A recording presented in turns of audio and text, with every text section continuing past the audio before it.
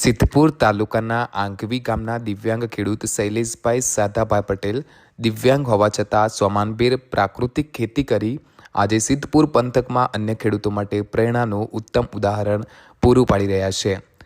શૈલેષભાઈએ છેલ્લા 4 વર્ષથી પ્રાકૃતિક ખેતી અપનાવી છે. ખેતીવાડી વિભાગ અને આત્મા યોજનાના સંપર્કથી તેઓ પ્રાકૃતિક ખેતી કરવા પ્રેરાયા છે. તેઓ સિદ્ધપુરમાં હીરાના કારખાનામાં હીરા ઘસવાનું કામ કરવાની સાથે 3 થી 4 વીઘા જમીનમાં પ્રાકૃતિક ખેતી કરે છે. તેઓ પ્રાકૃતિક ખેતી થકી વાર્ષિક રૂપિયા 1.25 થી 1.50 લાખની આવક મેળવી રહ્યા છે. તેમની મહેનત અને ખંત જોઈ અન્ય ખેડૂતો પણ પ્રાકૃતિક ખેતી તરફ વળ્યા છે. શૈલેષભાઈ અન્ય ખેડૂતોને પ્રાકૃતિક ખેતી અપનાવવા સમજાવે છે.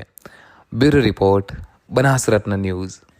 મારું નામ શૈલેષભાઈ પટેલ, ગામ વકવી વતની રહેવાસી, સિદ્ધપુર તાલુકો મારો, પાટણ જિલ્લો. હું 3-4 વર્ષથી આ પ્રાકૃતિક ખેતી અપનાવું છું.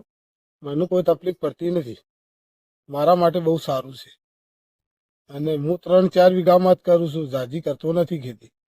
હું પ્રાકૃતિક ખેતી જ કરું છું.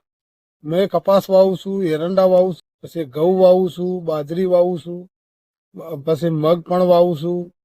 કપાસ વાવેલા હે, એરંડા વાવેલા છે, મગ વાવેલા હે, પછી ગાય મૂત્ર એ સંટાવ ને એ બધું એનાથી જ કરાવ્યું છે. વર્ષે 1.25 લાખ 1.5 લાખની આવક રડું છું. હું એક દિવ્યાંગ છું પોતે, પણ મને આ ખેતી સારી બે.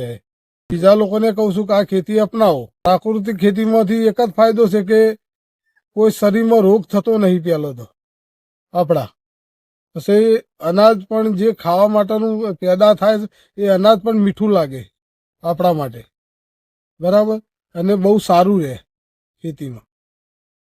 આ ખેતી કરવાથી બહુ સારું.